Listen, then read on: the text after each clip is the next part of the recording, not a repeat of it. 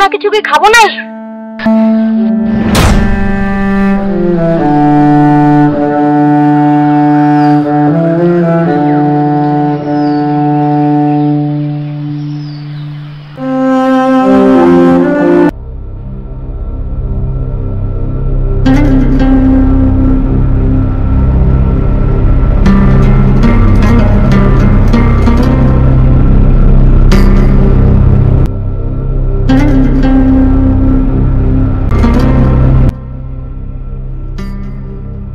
বৌদিমণি, তুই দাদাকে কি দেখলি রাস্তায়?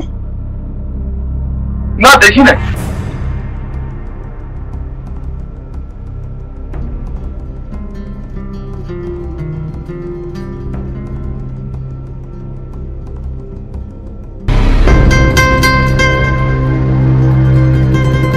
কেমন আছিস বাপ? বাপ তোকে বড় উস্কার পুস্কার রে বাপ। আর বলো না, পরীক্ষার আর 18 দিন বাকি। ছেলেটাকে যে কোন কঠিন ব্যামোতে ধরেছে বুঝতে পারছি না। প্রবল জ্বর আসছে, আবার 3 ঘন্টা করে জ্বর ছেড়ে যেতে, আবার আসছে। ডাক্তার, কোবরেজ, হোমিও, এলো, কোনো কিছুতেই ছাড়ছে না। কি যে হবে।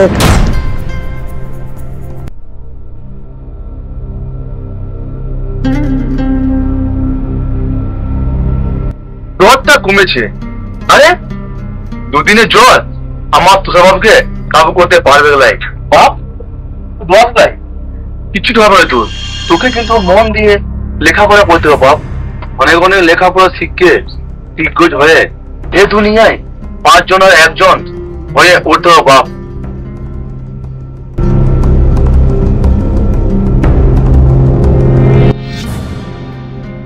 সেটা যেমন চলছে চলো, ওর সঙ্গে বাবার তার বড় নামে একটা মহাশয় বলে একেবারে যাও তো থাকো। দুদিনে তুষার জ্বর ছাইড়ে যাবে।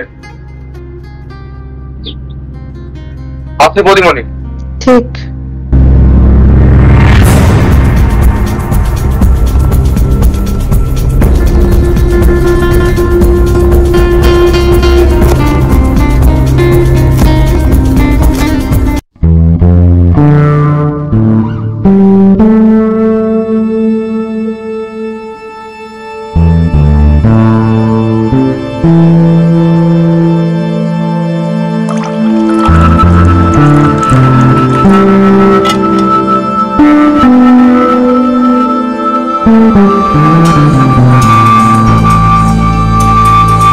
হে বাবা, টার বারো, ছিলার জ্বরটা সারাই দিলে ছিলা নিজে গিয়ে তোমার পূজা দিয়ে আসবে।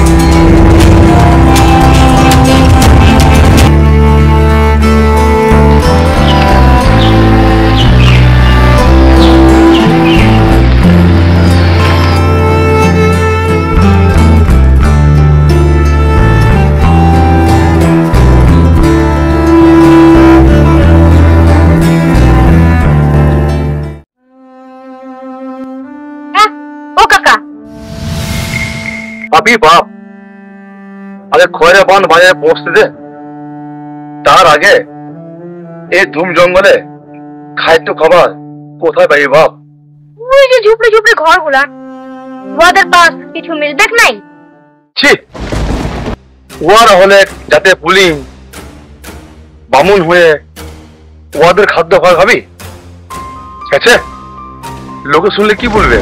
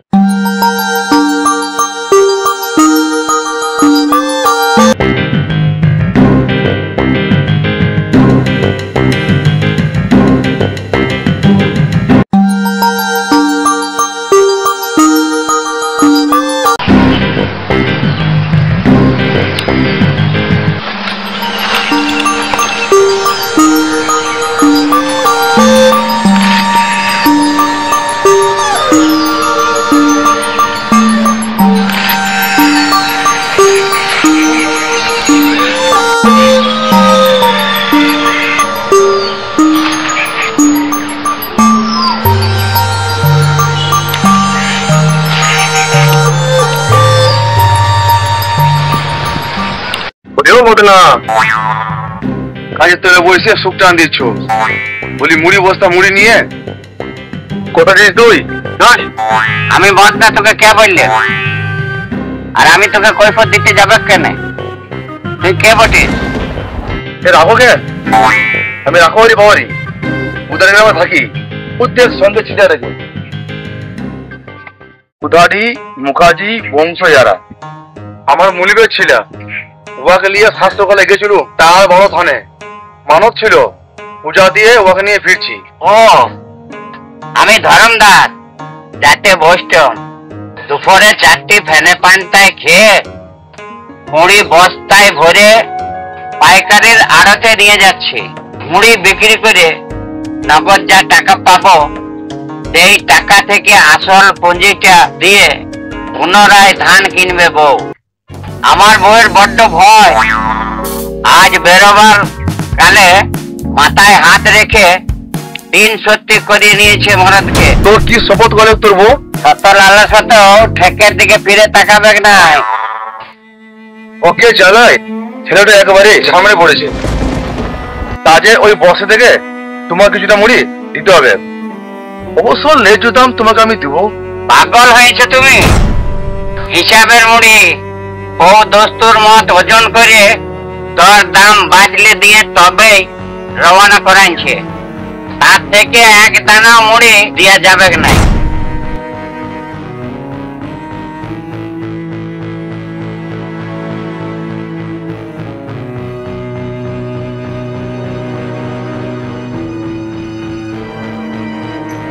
একটা জায়গা দাও।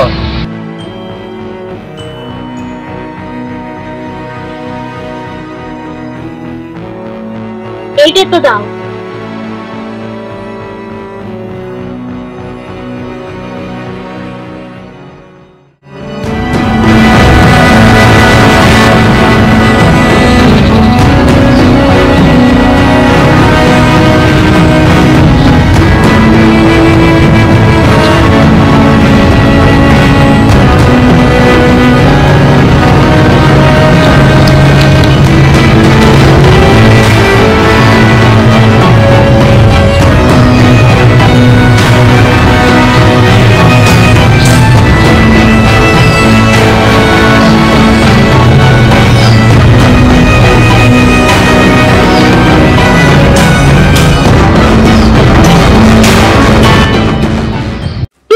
শুরু কর, খিদায় যে মরে গেলাম। শুরু কর মানে? মুড়ি কথা ভাগাভাগি করতে লাগবে। আমার গামছাই তো ফের ঠাকুরের ভোগ মুরুগ বাঁধা আছে। আরে ভাগাভাগি কি দরকার, ওই এক জায়গা থেকে দুজনে খাই এসো। কি কি কোথায় করি তুই? অর্ধেকটা কি কইলাম? বাবুনে ছা তুই, আমি হলো খেতে বাবরি, তুই আমি এক পাত্রে খেতে পারি? ও এই কথা, কিচ্ছুটি হবে না তো, খাও তো।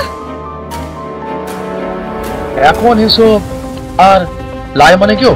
আমরা তো হোস্টেলে একসঙ্গে সবাই মিলে মুড়ি চানাচুর খাই। একসাথে মানে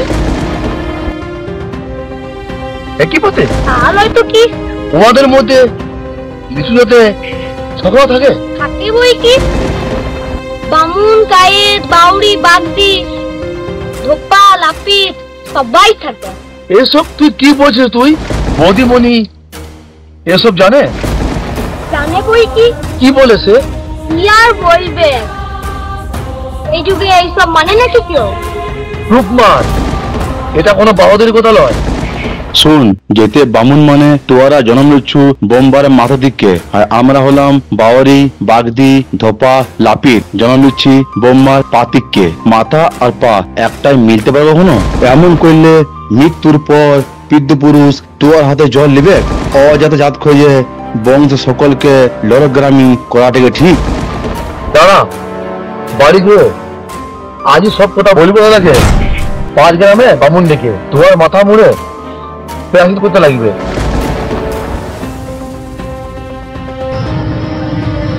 আচ্ছা কাকা বলতে পারো, এই যে বামুন কায়েত ধোপা লাপিত এসব কে চালু করেছিলেন, বামুনরা নাকি তোমরা? কেন বল দেখি। আমার তো মনে হচ্ছে বামুনরা নয়, জাত নিয়ে এসব ভেদাভেদ তোমরাই শুরু করেছো। অবাক কথা বলি তুই। ওরে, এই যে হিন্দু মুসলিম বামুন চুয়ার, এই সব কিছু উপরওয়ালা সৃষ্টি বাপ। কাজে তুই আমি আমরা কেউ তো ভাঙতে পারি না বাপ। এই দুনিয়া তাহলে অধঃপতনে যাবে।